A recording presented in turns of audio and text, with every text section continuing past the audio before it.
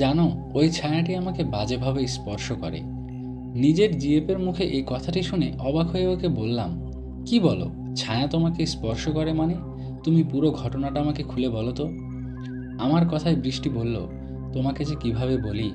আসলে দুদিন থেকে রাতে আমার সাথে অদ্ভুত কিছু ঘটনা ঘটছে। প্রথম রাতে হঠাৎ আমার ঘুম ভেঙে যায়। আমি দেখি আমার শরীরের কাপড় এলোমেলো অবস্থায় এবং বুঝতে পারি শারীরিক কিছু পরিবর্তন। এরকম ঘটনা দেখে আমি মনে মনে ভেবেছি হয়তো স্বপ্নদোষ বা এরকম কিছু ঘটেছে।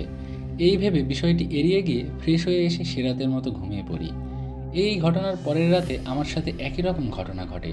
পরপর দু রাতে একই রকম ঘটনা ঘটায় আমার সন্দেহ হয়। আমি আমার রুমে কিছু একটার উপস্থিতি টেরও পাই। আমার রুমে কিছু একটার উপস্থিতি টের পেয়ে আমি বাড়ির কাউকে না বলে ঘুমানোর ভান করে শুয়ে থাকি। আর ঠিক কিছুক্ষণ পর দেখি একটা কালো ছায়া আমার জানালা দিয়ে ঘরে প্রবেশ করছে। ঘরে প্রবেশ করে আস্তে আস্তে আমার কাছে আসলো এবং আমাকে বাজেভাবে স্পর্শ করতে লাগলো। শুধু তাই না, ওই ছায়াটি আমার সাথে সহবাস করবে এমন একটা সময় আমি লাফ দিয়ে উঠে দাঁড়াই এবং চিৎকার করি। আমার চিৎকারে ওই ছায়াটি আবারও জানালা দিয়ে দ্রুত চলে যায়। এদিকে আমার চিৎকারে মা বাবা আমার রুমে আসায় আমি ওদের বিষয়টি বলিনি। ওদের শুধু বলেছি ভয় পেয়েছি। তুমি আমার বয়ফ্রেন্ড, তাই তোমাকে সব খুলে বললাম। এখন বলো তো কী করা যায়? এরকম একটা ঘটনা না যায় কাউকে বলা, বাজায় বোঝানো। বৃষ্টির মুখে কথাগুলো শুনে অবাক হলাম। এরকম ঘটনাও ঘটে তাহলে? ওর কথাগুলো শুনে ওকে বললাম, চিন্তা করো না, আমি আছি না। আমার মনে হয় দুষ্টু কোনো জিন তোমার পিছনে লাগছে। শোনো, আজকে রাতটা দেখো। যদি আজকে রাতেও এরকমটা হয় তাহলে কাল আমাকে জানাবা। আমি তোমাকে নিয়ে কোনো হুজুর বা কবিরাজের কাছে যাব। কথাটা বলে দুজনে কিছুক্ষণ ঘোরাফেরা করে যে যার মতো বাড়িতে চলে গেলাম। বাড়িতে যাবার পর সে রাতেও বৃষ্টির সাথে একই রকম ঘটনা ঘটল। পরপর 3 দিন একই রকম ঘটনা ঘটায় পরদিন বৃষ্টি আমাকে বিষয়টি জানায়। বৃষ্টি আমাকে সব কিছু জানানোর পর আমি ওকে নিয়ে এক হুজুরের কাছে যাই এবং সব ঘটনা খুলে বলি। হুজুর সব ঘটনা শুনে বৃষ্টির শরীরে কিছু ঝাড়ফুঁক করে এবং কিছু দোয়া কালাম শিখিয়ে দেয়। তার সাথে কিছু নিয়ম শিখিয়ে দেয়। হুজুরের কাছে ঝাড়ফুঁক নিয়ে আসার পর 2-3 দিন বেশ ভালো ছিল। এই 2-3 দিনে কিছু না ঘটলেও তারপর থেকে শুরু হয় ওই একই রকম ঘটনা। সেই কালো ছায়াটি গভীর রাতে বৃষ্টির রুমে আসে আর বাজেভাবে স্পর্শ করে, সহবাস করার চেষ্টা করে। নিজের জিএপের সাথে এরকম ঘটনা কে বা মেনে নিতে পারে বলেন? আমিও পারিনি। তাই বৃষ্টিকে নিয়ে একজন কবিরাজের কাছে যাই আর পুরো ঘটনা তাকে খুলে বলি। আমাদের সব কথা শুনে কবিরাজ চোখ বন্ধ করে কিছু রিচুয়াল করে আর আমাদেরকে অবাক করা এক ভয়ঙ্কর কথা শোনায়। কবিরাজ বললেন, আমার জিএফ বৃষ্টির উপরে কালো জাদু করা হয়েছে। কালো জাদু করে একটা পিশাচ জিনকে চালান করা হয়েছে। সেই পিশাচ জিনটি বৃষ্টির সাথে শারীরিক সম্পর্ক করতে আসে রাতের বেলা। কবিরাজের কথায় মাথায় যেন আকাশ ভেঙে পড়ল।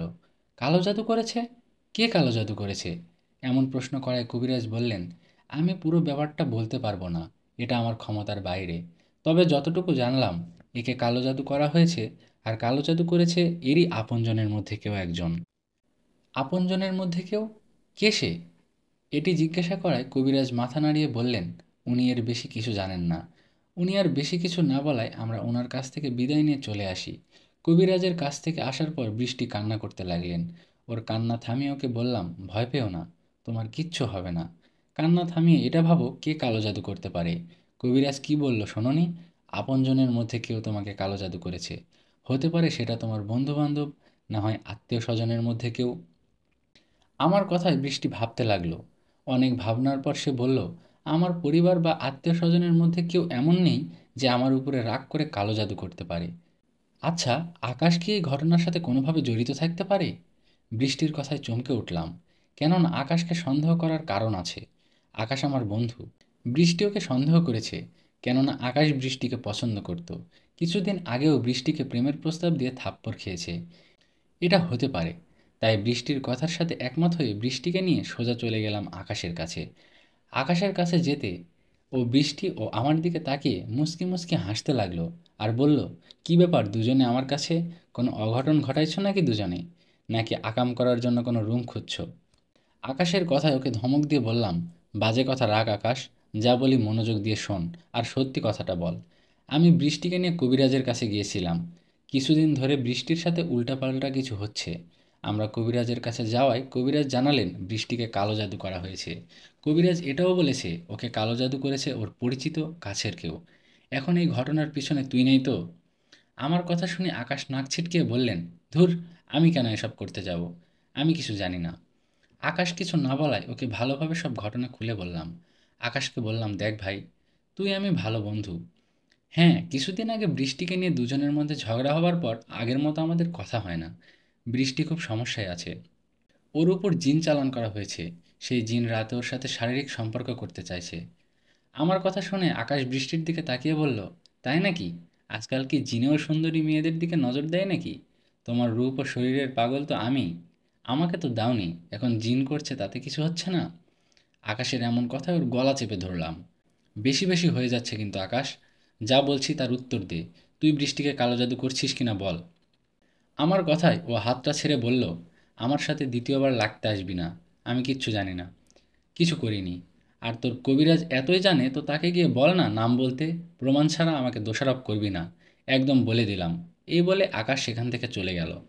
আকাশের এরকম ব্যবহারে ওর প্রতি সন্দেহ আরও বেড়ে গেল আমাদের। ও চলে যাওয়ায় আমিও বৃষ্টিকে নিয়ে চলে আসি। আর বৃষ্টিকে বলি, তুমি একদমই চিন্তা করো না। আমার মনে হয় এটা আকাশেরই কাজ। দেখলে না ওর ব্যবহার কেমন? তুমি বাড়িতে যাও, আমি দেখি বড় কোনো হুজুর বা কবিরাজের খোঁজ পাই কিনা।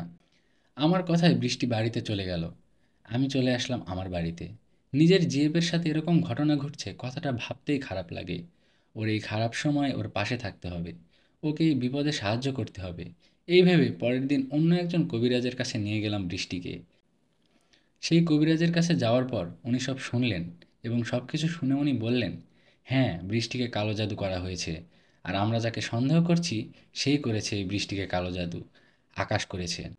আমরা কবিরাজকে জোরাজুরি করার পর কবিরাজ আমাদের আকাশের কথা বলল। কবিরাজ বলে আকাশ একজন তান্ত্রিকের কাছে গিয়ে বৃষ্টির উপর জিন চালান করায় সেই জিন বৃষ্টির পিছনে লাগে। রাত হলে সেই জিন বৃষ্টির সাথে সহবাস করে। কবিরাজের কথায় ওনাকে বললাম, আমরা তো আকাশের বিচার করব, আপনি কি বৃষ্টির কালো জাদু কাটাতে পারবেন? আমার কথার জবাবে কবিরাজ বলল, এটা খুব শক্ত কালো জাদু, আমি চেষ্টা করে দেখতে পারি। এই বলে কবিরাজ নিজের মতো কাজ করে বৃষ্টিকে একটা তাবিজ দিলেন।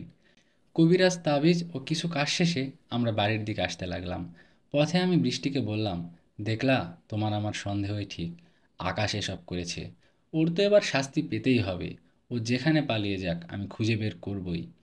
এদিকে আমার কথা শুনে বৃষ্টি বলল, তুমি মিছিমিছি ওর সাথে ঝামেলায় জড়ায়ও না। আমি মা বাবাকে বলবো, মা বাবা ওর বিচার করবে। তোমার মা বাবাকে বলবা? বলে উঠলাম আমি। তখন বৃষ্টি বলল, হ্যাঁ, আর লুকানো ঠিক হবে না, মা বাবাকে এবার বলতে হবে। বৃষ্টির কথায় আমিও একমত হয়ে ওকে বললাম, ঠিক আছে তাই করো, তোমার মা বাবাকে বলো, দেখো ওরা কি করে। আমার কথা শুনে বাড়িতে চলে গেল বৃষ্টি। বাড়িতে গিয়ে ওর মা বাবাকে সব ঘটনা খুলে বলল। বৃষ্টির কথা শুনে ওর মা বাবা পুরা অবাক, যেন তারা বিশ্বাসই করতে পারছে না তাদের মেয়ের সাথে এরকম একটা ঘটনা ঘটেছে। ওরা বৃষ্টির কথা শুনে বলে, মা, এতদিন কেন আমাদের বলিসনি? তোর সাথে এরকম একটা ঘটনা ঘটেছে আর আমরা জানি না। তোকে যে ছেলেটা কালো জাদু করেছে তার শাস্তি হবে, কঠিন শাস্তি হবে। এই বলে বৃষ্টির বাবা কোনো কথা না বলে সোজা চলে যায় পুলিশের কাছে। আর আকাশকে পুলিশে ধরিয়ে দেয়। আকাশকে পুলিশে ধরিয়ে দেওয়ার পর বৃষ্টি ২-৪ দিন ভালো ছিল। ২-৪ দিন পর আবারও শুরু হয় বৃষ্টির সাথে সমস্যা। এবার আরও ভয়ঙ্করভাবে। সেই জিনটি বৃষ্টির উপর অত্যাচার করতে থাকে। আগে রাতে সেই জিনটি বৃষ্টির সাথে শারীরিক সম্পর্ক করলেও ইদানিং ভয়ও দেখায়। বৃষ্টির এমন অবস্থায় ও আমার সাথে দেখা করে বলল, আমি কি করব নিষাদ, তুমি বলো। আর এসব সহ্য করতে পারছি না আমি। তুমি কিছু একটা বলো। আকাশ আমার উপর কালো জাদু করেছে, ওকে তো পুলিশ ধরে নিয়ে গেছে। তবুও তো আমার সমস্যার সমাধান হচ্ছে না। বৃষ্টির কথায় ওকে বললাম, আরে, আকাশ তো জেলে, তো কি হয়েছে, ওর কালো জাদুর প্রভাব তো কাটেনি। কালো জাদুর প্রভাব তো কাটতে হবে। কালো জাদু তো এখনো কাটা হয়নি। আমার মনে হয় এটা যে তান্ত্রিক করেছে সেই পারবে কাটাতে। চলো একটা কাজ করি, একবার আকাশের সাথে দেখা করে আসি। ওকে বুঝিয়ে বলি, ও যে তান্ত্রিকের কাছে গিয়ে তোমার ওপর কালো জাদু করেছে সেই তান্ত্রিকের ঠিকানাটা যেন আমাদের দিয়ে দেয়। আমার কথায় বৃষ্টি মাথা নাড়িয়ে বলল, চলো তাই করি। বৃষ্টি আমার কথায় রাজি হওয়ায় আমরা দুজনে চলে গেলাম আকাশের কাছে। সেখানে যাবার পর আকাশ আমাকে ও বৃষ্টিকে উদ্দেশ্য করে বলল, বেঈমান, মিথ্যাবাদী, কেন আসছিস দুজন এখানে? আকাশের কথায় ওকে বললাম, এই চুপ কর, আমরা মিথ্যাবাদী বা বেঈমান না। এসব বাদ দিয়ে আমরা যা জানতে এসেছি সেটার উত্তর দে। তুই কোন তান্ত্রিকের কাছে গিয়ে কালো জাদু করেছিস বৃষ্টিকে? ওই তান্ত্রিকের ঠিকানা বল। আমার কথায় আকাশ বলল, আমি কতবার বলবো আমি এসব কিছু জানি না? বৃষ্টিকে আমি কিছুই করিনি। তোরা দুজনে আমাকে ফাঁসিয়ে মিথ্যা মামলা দিয়ে জেলে পুরলি। তোদেরকে আমি ছাড়বো না, মনে রাখিস। একে তো বৃষ্টিকে কালো জাদু করেছে, তার উপর বড় বড় কথা বলছে। জেলে এসেও বারবার মিথ্যা বলেই যাচ্ছে। ওর কাছে কিছু জিজ্ঞাসা করে জানতে পারবো না, এই ভেবে সেখান থেকে চলে আসছিলাম।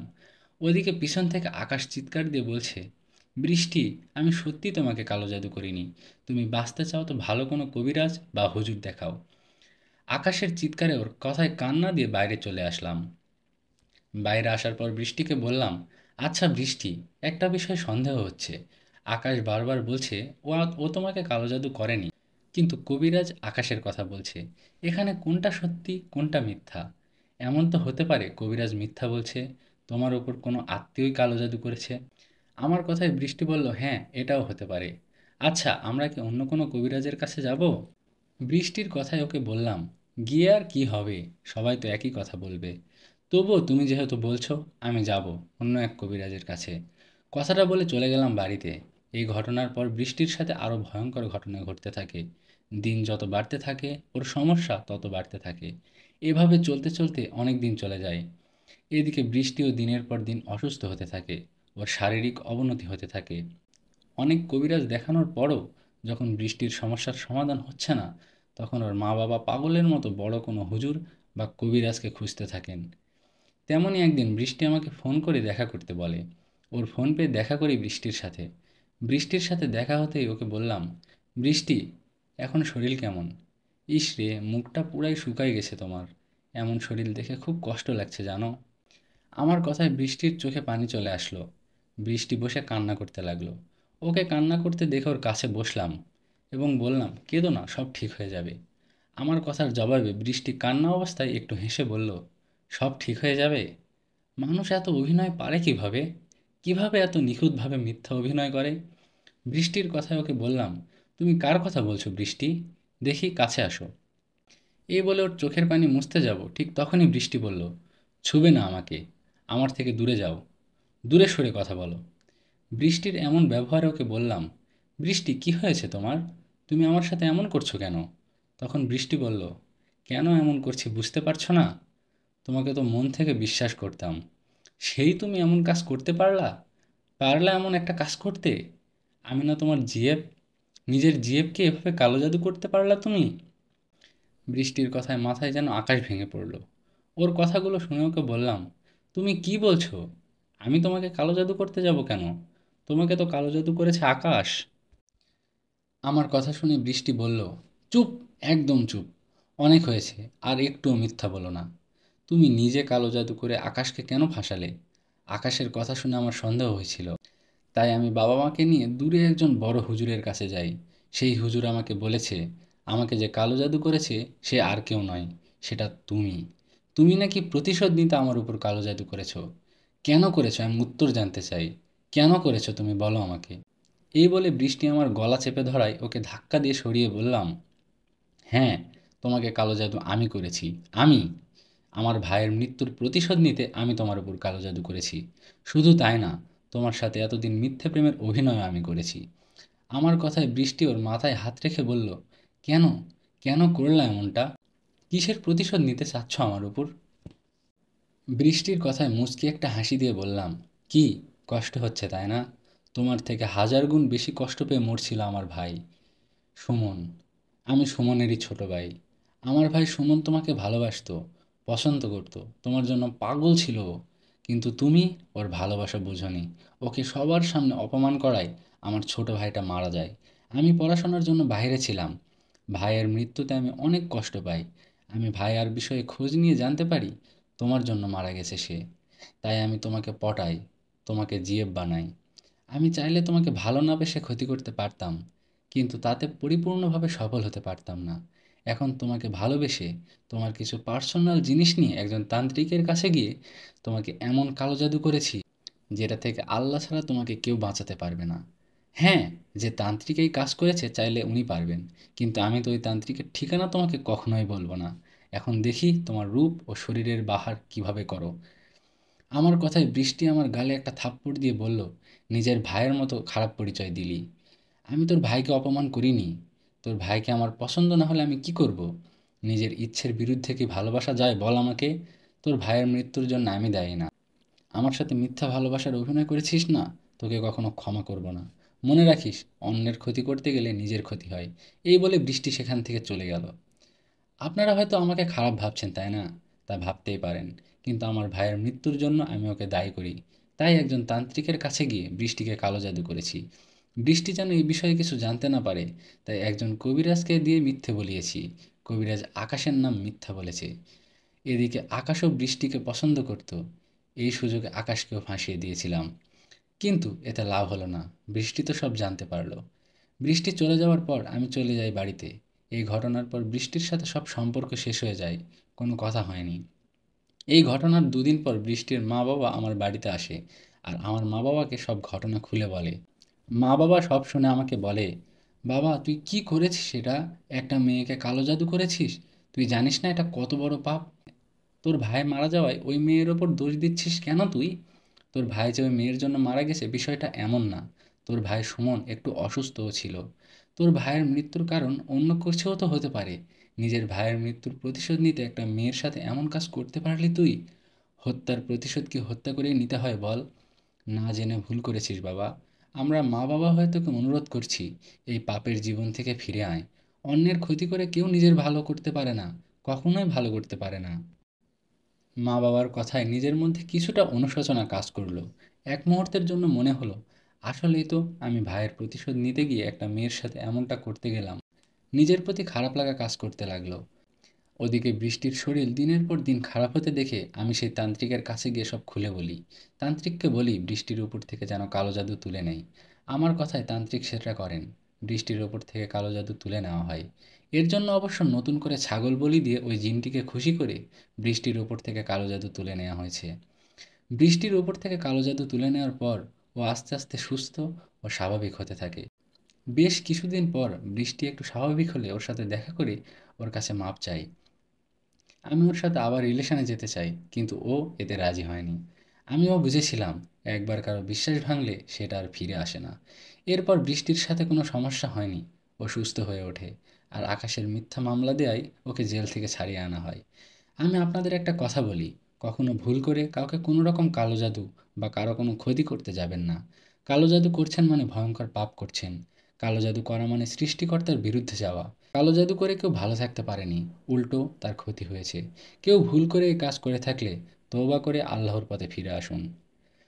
প্রিয় লিসেনার্স, এটা ছিল আমাদের প্রথম ঘটনা। এখন চলে যাচ্ছি দ্বিতীয় ঘটনায়।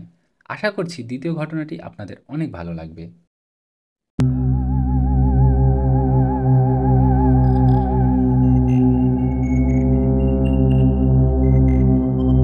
গ্রামের নদীর পাড়ে একটা পুরনো গাছে বাস করত এক অদ্ভুত নারী, যাকে সবাই ডাইনি বলে জানতো। সেই ডাইনির ভয়ে গ্রামের কেউ ওইদিকে তেমনটা যায় না। গ্রামের অনেকেই নাকি দেখেছে সেই ডাইনিকে। অনেকের কাছে গল্প শোনা যেত, রাতের আধারে সেই নারী মানুষের ক্ষতি করত। কিন্তু গ্রামের এক যুবক নয়ন ছিল এসব গল্পে অবিশ্বাসী। সে মনে করত এসব মানুষের কল্পনা। হয়তো ডাইনি বলে কিছু সেখানে নেই। মানুষেরা হয়তো এমনি এসব কথা বলে। একদিন নয়ন ওই ডাইনির ব্যাপারে তার বন্ধুর সাথেও কথা বলে। তার বন্ধুও গ্রামের সবার মতো বলে, হ্যাঁ, নদীর পাড়ে ওই গাছে একটা ডাইনি থাকে। গ্রামের সবার সাথে বন্ধুর মুখেও কথাটা শুনে নয়নের কৌতূহল জাগে। নয়ন ভাবতে থাকে, আসলেই কি সেখানে কোনো ডাইনি থাকে? এই ভেবে একদিন রাতে সে সিদ্ধান্ত নেয় ওই গাছের কাছে যাবে এবং সত্যি জানবে কেমন সেই ডাইনি। কথা মতো নয়ন রাতে বেরিয়ে পড়ে সেই গাছের দিকে। রাতের অন্ধকারে কিছুক্ষণের মধ্যে সে সেখানে পৌঁছে যায়। সেখানে যাবার পর তার চোখ চমকে ওঠে। কেননা নয়ন সেই গাছের নিচে যাবার কিছুক্ষণ পর সে হঠাৎ করে দেখতে পায় গাছের নিচে দাঁড়িয়ে থাকা একটা নারীকে, যে তার ধারণার চেয়েও অনেক ভিন্ন। সামনে যে মহিলাটি দাঁড়িয়ে আছে সে দেখতে অনেক সুন্দর, একটি ঝলমলে পরী। হঠাৎ করে চোখের সামনে পরীকে দেখে নয়ন বেশ অবাক হয়। কেননা গ্রামের সবাই তো বলতো এখানে ডাইনি থাকে, তাহলে এখানে পরী এলো কিভাবে? ও কি আসলে পরী নাকি ডাইনি? এই ভেবে নয়ন সাহস করে সেই নারীকে বলে, কে আপনি? আপনি পরী নাকি এই গাছে থাকা ডাইনি? নয়নের কথায় সেই পরী তাকে জানায় সে কোনো ডাইনি নয়, সে এক ধরনের জাদুকরী পরী, যিনি বহু বছর ধরে একাকী এই গাছে বাস করছেন। সে অন্যদের থেকে আলাদা, কারণ তার পেছনে রয়েছে এক নিষেধাজ্ঞা। যে কেউ তার কাছে আসলে তার ভাগ্য বদলে যায়। নয়ন জানায় সে বিশ্বাস করে না এসব, কিন্তু পরী তার চোখে চোখ রেখে বলে, তুমি আমাকে বিশ্বাস করতে পারো। তোমাদের গ্রামের অনেকে আমাকে খারাপ ভাবে, ভয়ঙ্কর ডাইনি ভাবে, কিন্তু আমি কোনো ডাইনি নই। নয়ন পরীর সাথে কথা বলার সময় নয়ন বুঝতে পারে যে পরী আসলেই ভালো, সে ভয়ঙ্কর নয়। সে হয়তো এমন একজন মানুষের জন্য অপেক্ষা করছিল। নয়ন পরীর সাথে সে রাতে অনেক কথা বলে। নয়ন ও পরীর মধ্যে এক ভালো লাগার সম্পর্ক গড়ে ওঠে। সেই রাতে পরীর সাথে কথা বলার পর নয়ন বাড়ি ফিরে আসে, তবে তার মন যেন আর আগের মতো নেই। পরীর সাথে তার একমাত্র দেখা ও কথোপকথন যেন তাকে গভীরভাবে প্রভাবিত করছে।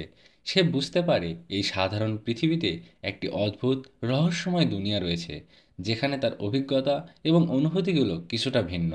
যদিও সে বাড়ি ফিরে এসেছে, তবে তার মন এখনও পরীর কাছে, সেই রাতের আলো, সেই ঝলমলে চোখের দিকে, যেখানে ভালোবাসা ও জাদু মিলেমিশে গেছে। পরীর সাথে দেখা করার জন্য নয়ন প্রতিদিন রাতে বাড়ি থেকে চুপচাপ বেরিয়ে যায়। গ্রামের অন্ধকারে পথে সে চলতে থাকে, যেন কেউ তাকে না দেখে। একদিন রাতে গাছের নিচে এসে সে আবার পরীকে দেখতে পায়। পরী তার দিকে হাসি মুখে তাকায়, যেন নয়নের অপেক্ষা করছিল। নয়ন সেখানে যাওয়ার পর পরী তাকে বলে, আজ তোমার কোনো প্রশ্ন আছে?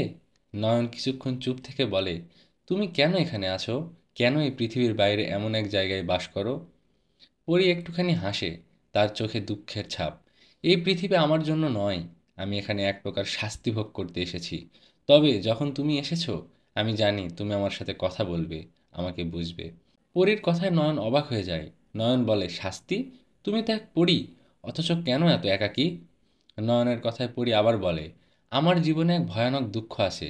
আমি কিছু ভুল করেছিলাম, আর তার পরিণতি আজ আমাকে তাড়া করে। তবে তুমি, নয়ন, তুমি এসে সব বদলে দিতে পারো। এ কথা শুনে নয়ন আরও অবাক হয়ে যায়। নয়নের মনে এক অদ্ভুত অনুভূতি জাগে। সে জানে পরীর জন্য কিছু একটা করতে হবে, কিছু একটা তার জন্য বদলাতে হবে। প্রতিদিন রাতে সে পরীর সাথে সময় কাটাতে থাকে, আর একে অপরের প্রতি তাদের ভালোবাসা ও অনুভূতিগুলো আরও গভীর হয়। প্রতিবার তারা একে অপরকে নতুন কিছু শেখায়, নতুন কিছু অনুভব করে। সময়ের সাথে সাথে নয়ন বুঝতে পারে পরী আর তার মাঝে অদ্ভুত এক মায়া, অদ্ভুত এক ভালোবাসা সৃষ্টি হয়েছে। যদিও এটা নিয়মের বাহিরে, তবুও পরীর মায়াবী দৃষ্টি ও ভালোবাসার কাছে নয়ন হার মানে। এভাবে নয়ন ও পরীর সম্পর্ক নতুন এক অধ্যায়ে প্রবেশ করতে থাকে, যেখানে ভালোবাসা, আত্মবিশ্বাস এবং অদ্ভুত এক কল্পনা বাস্তবতার সাথে মিশে যায়। এক রাতে নয়ন আবার পরীর সাথে দেখা করতে যাচ্ছিল। গাছের দিকে যেতে যেতে হঠাৎ তার বাবা তাকে দেখতে পায়। নয়নের বাবা, যিনি সবসময় তার ছেলের ভালো মঙ্গল চেয়েছিলেন। নয়ন রাতের বেলা ওদিকে কোথায় যায়, নয়নের বাবার সন্দেহ হয়। উনি নয়নকে ডাকে আর বলে, বাবা তুই কোথায় যাচ্ছিস? বাবার কথায় নয়ন উত্তর দেওয়ার আগেই ওর বাবা অস্থির হয়ে বলে, বাবা নয়ন, তুই কি জানিস ওই গাছের পাশে যা কিছু ঘটে তা আমি সবই জানি। তুই যে নারীটিকে দেখতে যাচ্ছিস সে আসলে পরী নয়, সে একটা ডাইনি। সে পরীর রূপ নিয়ে তোর সামনে এসেছে। তুই হয়তো ভাবছিস আমি এত কিছু জানলাম কিভাবে। এর আগে এরকম ঘটনা অনেক ঘটেছে। ওই ডাইনি পরীর রূপ নিয়ে মানুষকে বোকা বানায়। বাবার কথায় নয়ন অবাক হয়ে যায়, কিন্তু বাবার মুখের কঠিন ভাব দেখে সে চুপ থাকে। তার বাবা বলে, এটাই সত্য। আমি তো জানি এসব কিছুর পেছনে কোনো এক অশুভ শক্তি রয়েছে। নয়ন বাবার কথা বিশ্বাস করতে না চাইলেও সে বুঝতে পারে যে তার বাবা বিষয়টি নিয়ে অনেক চিন্তা করছে। বাবার কথায় নয়ন এক কবিরাজের সাহায্য নিতে সিদ্ধান্ত নেয়। কবিরাজ একজন শক্তিশালী মানুষ, যিনি সব কিছু বলতে পারবেন, যিনি যে কোনো শক্তির মোকাবেলা করতে পারবেন। কথা মতো নয়ন ও তার বাবা একজন কবিরাজকে তাদের বাড়িতে আসতে বলে। আর কিছু সময় পর কবিরাজ তাদের বাড়িতে আসে। কবিরাজ বাড়িতে আসার পর নয়নের বাবা তাকে সমস্ত ঘটনা জানায়। নয়নের বাবার কথা শুনে কবিরাজ কিছুক্ষণ চুপ থেকে বলে, আমি জানি ওই নারীটি আসলে কে। সে নারী পরী নয়, সে এক ডাইনি। আমি তাকে হাজির করিয়ে তাকে পুরোপুরি আত্মসমর্পণ করাবো। কথাটা বলে নয়নের বাবা এবং কবিরাজ দুজনেই গভীর প্রস্তুতি নেয়। কবিরাজ তার তন্ত্রমন্ত্র দিয়ে ডাইনিকে ডাকে। তারপর অন্ধকার রাতে পরীরূপে থাকা সেই ডাইনি ধীরে ধীরে প্রকৃত রূপে হাজির হয়। ডাইনি সেখানে হাজির হয়। ডাইনি হাজির হওয়ার পর কবিরাজ ডাইনিকে বলে, বল, কেন এই ছেলেটাকে বোকা বানালি? তুই তো আসলে একটা ডাইনি। কেন এর সামনে পরীর রূপে আসলি? কবিরাজের কথায় সেই ডাইনি বলে, হ্যাঁ, আমি স্বীকার করি, আমি তাকে মায়াজালে আটকে রেখেছি। আমি তার সামনে পরীর রূপ নিয়ে আসছি, যাতে সে আমাকে ভালোভাবে। আমার মায়ায় আটকে যায়। সে পরিপূর্ণভাবে আমার মায়ায় আটকে গেলে আমি তাকে হত্যা করব, যাতে আমার ক্ষমতা বাড়ে, আমার শক্তি আরও বেড়ে যায়। কিন্তু ওর বাবা হঠাৎ করে বিষয়টা জানার পর আমার সব প্ল্যান ভেঙে যায়। এর জন্য ওর বাবা আর কবিরাজ তুই দায়ী। ডাইনির কথায় কবিরাজ তার তন্ত্রশক্তি দিয়ে ডাইনিকে প্রতিহত করার চেষ্টা শুরু করে। দুজনের মধ্যে এক মহাযুদ্ধ শুরু হয়। কবিরাজ প্রাচীন মন্ত্র পড়তে থাকে, আর ডাইনি তার মায়া ও অশুভ শক্তির মাধ্যমে কবিরাজের উপর আক্রমণ চালাতে থাকে। বাতাস ভারী হয়ে ওঠে, চারপাশে এক অদ্ভুত শিহরণ ছড়িয়ে পড়ে। যুদ্ধের মাঝে কবিরাজ তার মন্ত্র দিয়ে ডাইনিকে পরাজিত করে। শেষ পর্যন্ত কবিরাজ ডাইনিকে বন্দি করে ফেলতে সক্ষম হয় এবং তাকে এক জাদুকরী শক্তির অধীনে রাখে, যাতে সে আর কখনো মানুষের ক্ষতি করতে না পারে। এই যুদ্ধে নয়ন এক গভীর শিক্ষা পায়। সে বুঝতে পারে হঠাৎ দেখে কাউকে বিশ্বাস করা ঠিক নয়, হঠাৎ করে কারো মায়ায় পড়াও ঠিক নয়। এভাবেই নয়ন এবং তার বাবা আবার স্বাভাবিক জীবনে ফিরে আসে।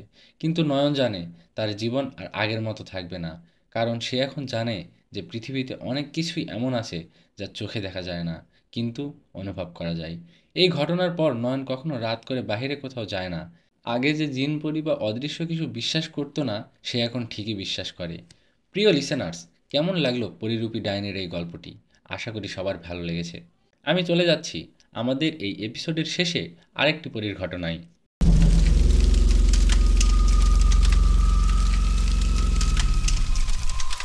এক বৃষ্টি ভেজা সন্ধ্যায় গ্রামের মেঠো পথ ধরে হাঁটছিলেন শ্যামল। তার গন্তব্য ছিল পাশের গ্রামে তার বন্ধুর বাড়ি। বৃষ্টি ভেজা সন্ধ্যায় শ্যামল হাঁটতে থাকে তার বন্ধুর বাড়ির দিকে। শ্যামল কি মনে করে বড় রাস্তা দিয়ে না গিয়ে শর্টকাট রাস্তা দিয়ে যাওয়ার চিন্তা করলেন, যে রাস্তায় একটি পুকুর পড়ে। ভাবনা মতো শ্যামল অন্ধকার পুকুর পাড়ের পথটি দিয়ে হাঁটতে লাগলেন। শ্যামল যে পুকুর পাড়টি দিয়ে যাচ্ছিলেন, সেই পুকুর পাড়টি এতদিন পরিপূর্ণ শান্ত ছিল, কিন্তু আজ যেন এক রহস্যময় অনুভূতি ছড়াচ্ছে চারপাশে।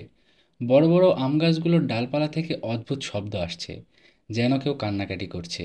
শ্যামল মনে মনে ভয় পেলেও নিজের মনে সান্ত্বনা দিয়ে সামনের দিকে এগিয়ে যেতে থাকলেন। শ্যামল যখন সেই পুকুর পাড়টা হেঁটে হেঁটে অতিক্রম করছিল, হঠাৎ করে পুকুর পাড়ের পানিতে কিছু একটা শব্দ করল। শ্যামল তাকালেন পুকুরের দিকে। প্রথমে কিছু বুঝতে পারলেন না, কিন্তু কিছুক্ষণ পর স্পষ্ট দেখতে পেলেন অন্ধকার পানির মধ্য থেকে ছোট একটা মেয়ের মতো অবয়ব ভেসে উঠছে। তার গায়ে সাদা জামা, মুখটা ভীষণ ফ্যাকাশে, আর চোখগুলো গভীর কালো, যেন শূন্যে তাকিয়ে আছে। হঠাৎ করে এরকম দৃশ্য দেখে শ্যামলের শরীরের রক্ত যেন জমে গেল। সে পিছনে ফিরে ছুটতে চাইল, কিন্তু মেয়েটির চোখে চোখ পড়তেই তার পা যেন স্থির হয়ে গেল। শরীর যেন পাথর হয়ে গেল হঠাৎ করে। এমন অবস্থায় পুকুরে ভেসে ওঠা ভয়ঙ্কর মেয়েটি ধীরে ধীরে পানির উপরে উঠে আসছে। মেয়েটি উপরে আসায় শ্যামল দেখতে পেলেন মেয়েটির পা নেই। মেয়েটি যেন ভাসতে ভাসতে এগিয়ে আসছে তার দিকে। এ দৃশ্য দেখে শ্যামল কাঁপতে কাঁপতে বললেন, তুমি তুমি কে? শ্যামলের কথায় মেয়েটি কিছু না বলে ধীরে ধীরে শ্যামলের দিকে এগিয়ে আসতে লাগলো। মেয়েটি কোনো কথা বলছে না, কেবল তাকিয়ে আছে শ্যামলের দিকে। শ্যামল কিছু বোঝার চেষ্টা করছিল, কিন্তু মেয়েটির গভীর দৃষ্টিতে তাকিয়ে আছে শ্যামলের দিকে। এই দৃশ্য দেখেই শ্যামলের মনে পড়ল গ্রামের পুরনো একটি গল্পের কথা। বহু বছর আগে এই পুকুরে একটি মেয়ে দুর্ঘটনাবশত ডুবে গিয়েছিল। তার লাশ আর কখনো খুঁজে পাওয়া যায়নি। গ্রামের লোকেরা বলে সেই মেয়েটির আত্মা এই পুকুরের চারপাশে ঘোরাঘুরি করে। যারা রাতের বেলা এই পথ দিয়ে যায়, তাদের নাকি সে পথ ভুলিয়ে পুকুরে টেনে নিয়ে যায়। কথাটা মনে পড়তেই শ্যামলের বুক ধুকভুক করতে লাগলো। শ্যামল শরীরের সমস্ত শক্তি দিয়ে দৌড়ে পালাতে চাইল, কিন্তু তার পা একেবারেই স্থির হয়ে আছে, এক চুলও নড়াচড়া করতে পারছে না। এদিকে মেয়েটি তার একেবারে সামনে এসে দাঁড়ালো। শ্যামল দেখল মেয়েটির ঠোঁটে এক হালকা হাসি, কিন্তু সেই হাসির মধ্যে ছিল ভয়ঙ্কর বিষাদের ছাপ। ভয়ঙ্করভাবে সেই মেয়েটি শ্যামলকে বলল, আমাকে কেন ছেড়ে চলে যাচ্ছ? আমাকে একা রেখে যেও না। সেই মেয়েটার কথায় এক মুহূর্তের জন্য মনে হলো সে যেন কাউকে কাছে চাচ্ছে। মেয়েটার কথায় শ্যামল কাঁপতে কাঁপতে বলল, আমি তো তোমাকে চিনি না, তুমি কে? শ্যামলের কথায় সেই মেয়েটি আর কিছু বলল না। শ্যামলের দিকে এগিয়ে এসে হঠাৎ তার গলা জড়িয়ে ধরল। মেয়েটির এমন আচরণে শ্যামল এক মুহূর্তের জন্য অনুভব করল সে যেন অন্য এক জগতে চলে গেছে। সব কিছু কালো হয়ে আসছে তার চারপাশে, আর কানে ভেসে আসছে মেয়েটির কান্না, যেন সেই কান্নার মধ্যে লুকিয়ে আছে অজস্র ব্যথা, অজস্র দুঃখ। এরকম একটা ঘোর থেকে হঠাৎ করেই শ্যামল কিছুটা চেতনা ফিরে পেল। সে বুঝতে পারল হঠাৎ করে সে একটা ঘোরের মধ্যে চলে গেছে।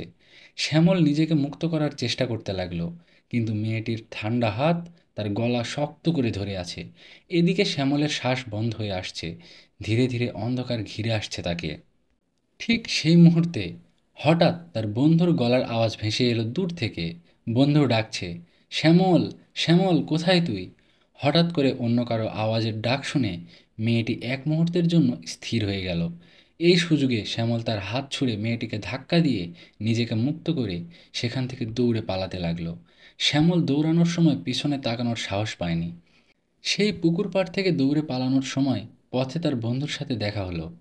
ওর সাথে দেখা হতেই বন্ধু বলল, কিরে, এমন বৃষ্টির রাতে এই পথে এসেছিস কেন তুই? তুই কি জানিস না এই পথটা ভালো না? সবাই ভয়ে চলাফেরা করে না এই পথ দিয়ে। সবাই তো জানে এখানে বিপদ আছে। বন্ধুর কথায় শ্যামল কিছু বলল না। সে তার বন্ধুকে কিছু বুঝতে দিল না। কোনোভাবে বেঁচে ফিরেছে সেই মেয়েটির হাত থেকে। সেই ভয়ঙ্কর মেয়েটির চোখ আর তার শূন্য দৃষ্টি যেন সারা জীবন তার মনে আঁকা থাকবে। এই বলে শ্যামল তার বন্ধুর বাড়িতে না গিয়ে নিজের বাড়িতে চলে আসলো। বাড়িতে আসার পর শ্যামল ভাবছিল তার সাথে আর কোনো সমস্যা হবে না, নতুন কোনো ঘটনা ঘটবে না। এই ভেবে সে কোনো চিন্তা না করে ঘুমিয়ে পড়ে। পরের দিন সকালে শ্যামল ঘুম থেকে উঠে একটু স্বাভাবিক হওয়ার চেষ্টা করছিল। আগের রাতের অভিজ্ঞতা যেন একটা দুঃস্বপ্নের মতো মনে হচ্ছিল। কিন্তু মনকে শান্ত করার জন্য সে ভাবল, হয়তো তার কল্পনায় কারসাজি রাতে এসব নিয়ে আলোচনা করার পর হয়তো নিজেই একটু বেশি ভয় পেয়ে গিয়েছিল। গত রাতে ঘটে যাওয়া ঘটনা স্বপ্ন ভেবে ভুলে যাওয়ার চেষ্টা করলেন শ্যামল। কিন্তু সেই শান্তি খুব বেশিক্ষণ স্থায়ী হলো না। সেদিন দুপুরের দিকে হঠাৎ করে শ্যামল লক্ষ্য করল তার ঘরের আয়নার মধ্যে অদ্ভুত কিছু প্রতিফলন, একটা ছায়া দেখা যাচ্ছে। এরকম কিছু একটা দেখে শ্যামল আয়নার দিকে তাকাতেই চমকে উঠল।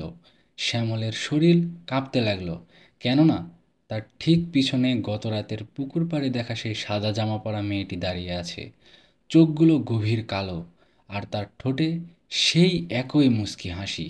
পুকুর পাড়ে দেখা সেই মেয়েটাকে নিজের ঘরে দেখে শ্যামল চিৎকার করে ঘর থেকে বাইরে বেরিয়ে এলো। তার চিৎকারে তার মা বাবা ছুটে এসে জানতে চাইলেন কি হয়েছে, কিন্তু এবারও শ্যামল কিছুই বলল না তার মা বাবার কাছে। বিষয়টি এড়িয়ে গেল তাদের কাছে।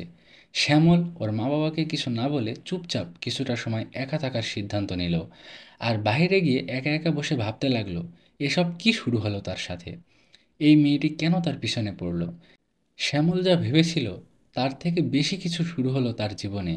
সেই দিন থেকে শুরু হলো শ্যামলের জীবনের এক ভয়াবহ অধ্যায়। শ্যামল যেখানেই যায় মনে হচ্ছিল সেই মেয়েটি তাকে অনুসরণ করছে। দুপুরের রোদে হোক বা রাতের অন্ধকারে, মেয়েটির প্রতিচ্ছবি শ্যামলের আশেপাশে ছায়ার মতো ঘুরে বেড়াচ্ছে। মাঝে মাঝে সে মেয়েটির কণ্ঠস্বরও শুনতে পায়। মেয়েটি শ্যামলের কানে কানে ফিসফিস করে বলে, আমার কাছে থেকে পালাতে পারবে না, তুমি আমাকে ছেড়ে যেতে পারবে না, এসো, আমার কাছে এসো। মেয়েটির এমন কথা, এমন আচরণে এরপর থেকে শ্যামল ঘুমাতেও পারত না। ঘুমাতে গেলেই তার মনে হতো তার বিছানার পাশে দাঁড়িয়ে মেয়েটি তাকে এক দৃষ্টিতে দেখছে। গভীর রাতে শ্যামলের কানে শোনা যেত পানির ছলাৎ ছলাৎ শব্দ, যেন সেই পুকুরের পানিতে আবারও কিছু একটা ঘটছে। শ্যামল ভয় পেয়ে পুকুরের কথা ভাবতেই বুঝতে পারত সেই মেয়েটি তাকে ফেরানোর চেষ্টা করছে, সেই পুকুরে নিয়ে যাওয়ার চেষ্টা করছে। এভাবে ভয়ের মাঝে চলে গেল কিছুদিন। কিছুদিন পর শ্যামল বাড়ির বাইরে যাওয়ার সাহসও হারিয়ে ফেলল। তার মনে হচ্ছিল বাইরে গেলে সেই মেয়েটি তাকে নিয়ে যাবে, তার সাথে অদ্ভুত কিছু ঘটবে। এদিকে শ্যামল বাইরে না যাওয়ায় তার বন্ধুরা এসে জিজ্ঞাসা করলে সে কিছুই বলতো না, শুধু ভয়ের চোখে তাদের দিকে তাকিয়ে থাকত। শ্যামলের মুখে ক্লান্তির ছাপ, চোখের নিচে কালো ছাপ পড়ে গিয়েছিল। এক রাতে হঠাৎ শ্যামলের ঘুম ভেঙে গেল। ওর ঘুম ভাঙতেই ও দেখতে পেল ঘরের জানালার পাশে দাঁড়িয়ে আছে মেয়েটি। তার মুখে আর কোনো দুঃখের ছাপ নেই, বরং হাসি খুশি একটা মুখ। সেই হাসি ভরা মুখে মেয়েটি শান্ত গলায় বলল, এতদিন পর আমাকে মুক্তি দিয়েছ, এখন তুমি আমার সঙ্গী হবে, তোমাকে আমার সঙ্গে নিয়ে যাব, তোমাকে আমার সাথে যেতে হবে। মেয়েটির এমন কথায় শ্যামল চিৎকার করে উঠল, কিন্তু শ্যামলের গলা দিয়ে কোনো শব্দ বের হলো না।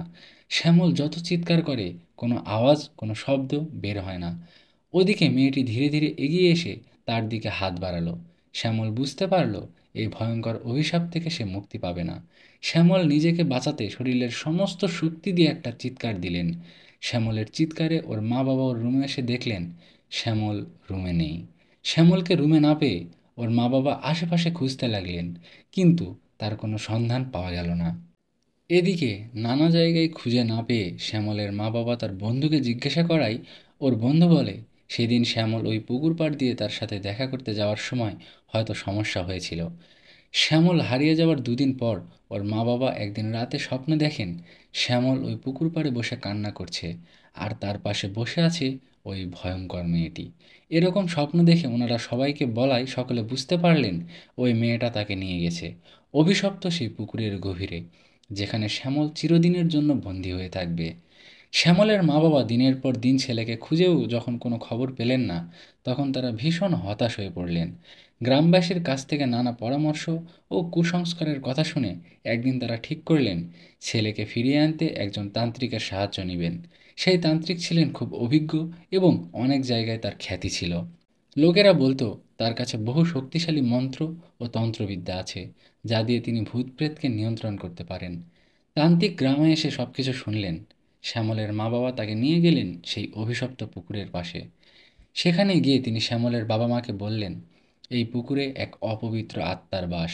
মেয়েটির আত্মা মৃত্যুর পরেও মুক্তি পায়নি, তাই সে প্রতিশোধ নিতে চাইছে। আমি এই আত্মাকে নিয়ন্ত্রণে আনার চেষ্টা করব, তোমরা আমার কথা মতো চলবে। তান্ত্রিক সন্ধ্যার পর পুকুর পাড়ে একটি পূজার আসর বসালেন। চারপাশে ধূপকাঠি, আগরবাতি এবং নানা তাবিজ কবচ সাজিয়ে মন্ত্র উচ্চারণ করতে শুরু করলেন। পুকুরের পাশে ধূপের ধোঁয়া ঘুরতে লাগলো, আর তান্ত্রিক তার মন্ত্রপাঠ শুরু করলেন। চারদিকে যেন এক অদ্ভুত পরিবেশ সৃষ্টি হলো। গাছে বাতাস নেই, তবুও গাছের পাতাগুলো কাঁপতে লাগলো, যেন সেই পুকুরের ভয়ঙ্কর শক্তি ক্রমশ সক্রিয় হচ্ছে। হঠাৎ করেই পুকুরের জল অস্থির হয়ে উঠল। সেখানে বড় বড় ঢেউ দেখা দিল, যেন কিছু একটা জলের নিচ থেকে বের হওয়ার চেষ্টা করছে। তখনই শ্যামলের বাবা মা দেখতে পেলেন সেই ছোট্ট মেয়েটি, যাকে শ্যামল আগের দিন দেখেছিল। মেয়েটি ধীরে ধীরে পুকুর থেকে উঠে এলো। তার মুখে ভয়ঙ্কর হাসি, চোখগুলো কালো হয়ে আছে। মেয়েটিকে দেখে তান্ত্রিক একনিষ্ঠভাবে মন্ত্র জপ করতে থাকলেন এবং মেয়েটির দিকে এক বিশেষ তাবিজ ছুঁড়ে দিলেন। তান্ত্রিকের ছোড়া তাবিজে মেয়েটি পিছিয়ে গেল এবং ভয়ঙ্কর ক্রোধে, কষ্টে চিৎকার করে উঠল। তার চিৎকারে যেন পুরো গ্রাম কেঁপে উঠল। সেই মুহূর্তে মনে হচ্ছিল পুরো পুকুর পাড়ে ঝড় শুরু হয়ে গেছে। এরকম অবস্থায় তান্ত্রিক আরেকটি শক্তিশালী মন্ত্র পাঠ করতে শুরু করলেন। এইদিকে তখনই মেয়েটি চিৎকার করতে করতে তান্ত্রিকের দিকে ঝাঁপিয়ে পড়তে চাইলেন, কিন্তু সে পারছিল না।